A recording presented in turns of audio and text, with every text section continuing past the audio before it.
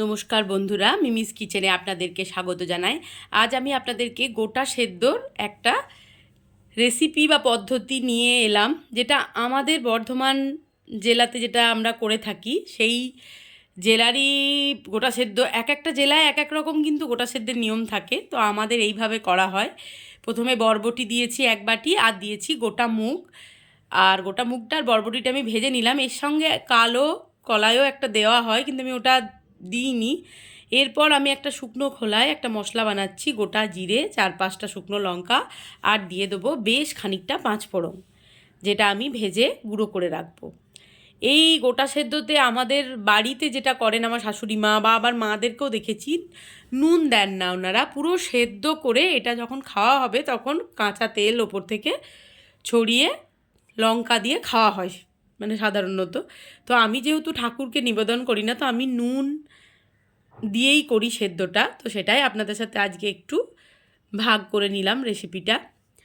তো এই গুঁড়ো মশলাটা আমি ভেজে কোটোই করে রেখে দেব।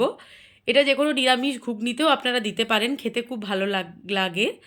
তো এটা তাই আমি ভাজা মশলাটা এটা আমি আগের দিন করে রেখেছি। আর ওই বরবটি আর গোটা মুগটাকে আমি একটু শুকনো কলায় ভেজে একটু ভেঙে নিয়েছি, মানে গোটা সেদ্ধ আমি করি না এখানে, যেহেতু আমাদের বাড়িতে হয়, মানে আমার শ্বশুর বাড়িতে মা করেন, তো ওই জন্যে আমি ওইভাবে নিয়ম করে করি না। আমি একটু ডালগুলোকে একটু নোড়াই করে থেতো করে দিই, 2-1টা আর কি, এভাবে মা বলেছে।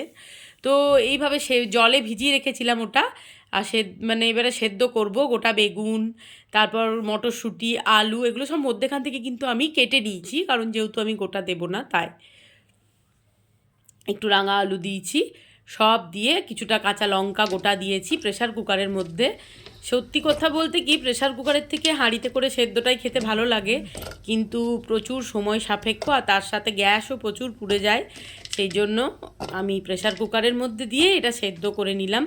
আমার ঠাকুমা বলতো এটা খেতে হয়, আমরা ছোটোবেলায় এগুলো খেতে একদমই চাইতাম না। তো ঠাকুমা বলতো যে এই দেখুন আমার সেদ্ধ হয়ে গেছে, আর ওপর থেকে আমি ভাজা মশলাটা দিয়ে দিলাম। এবার যখন খাবো তখন কাঁচা তেল দিয়ে এটাকে আমি খাবো। তো ঠাকুমা বলতো এগুলো খেতে হয়, এগুলো অ্যান্টিপক্স। সব কিছু খাবারের কোনো মানে আছে। তো এখন তো এগুলো নিজেও বলি মেয়েকে যে খাও, এগুলো একটু আধটু খাওয়া দরকার। এগুলো আমাদের সব কি বলবো, আমাদের এগুলো একটা ঐতিহ্য বাঙালিদের, নানান ধরনের রান্না প্রথা, এগুলো আমরা যদি না করি পরের জেনারেশন তো শিখবেই না। তো যাই হোক, আমার গোটা সেদ্ধ তৈরি হয়ে গেছে। ভিডিওটি ভালো লাগলে অবশ্যই আপনারা like, comment, share and subscribe করে আমার পাশে থাকবেন।